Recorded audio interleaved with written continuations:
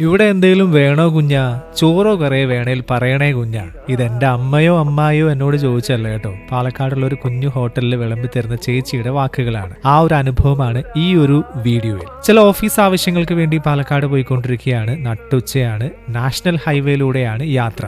Road നല്ലതാണ്, അധികം തിരക്കൊന്നുമില്ല. പക്ഷെ മുക്കിന് ക്യാമറയാണ്. എന്തിനാണ് എന്ന് എനിക്ക് മനസ്സിലാവുന്നില്ല.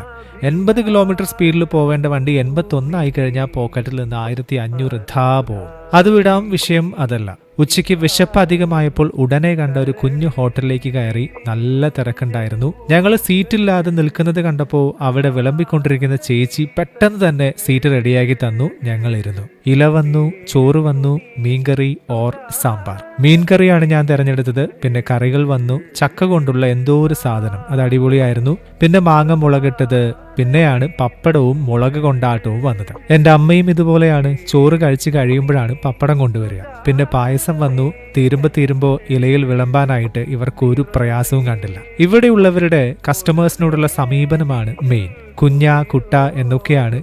വർഷങ്ങളുടെ പരിചയമുള്ളതുപോലെയാണ് നമ്മളെ വിളിക്കുക, നമ്മളോട് പെരുമാറുക. പിന്നെ ഇല നമ്മൾ തന്നെ എടുക്കണം. കൈ കഴുകി ഇറങ്ങുമ്പോഴും ആളുകൾ ഇങ്ങനെ വന്നുകൊണ്ടിരിക്കുന്നു, ഭക്ഷണം കഴിച്ചുകൊണ്ടിരിക്കുന്നു. നല്ല ഫുഡാണ്. വയറും മനസ്സും നിറഞ്ഞ് ഞങ്ങൾ ഇറങ്ങി.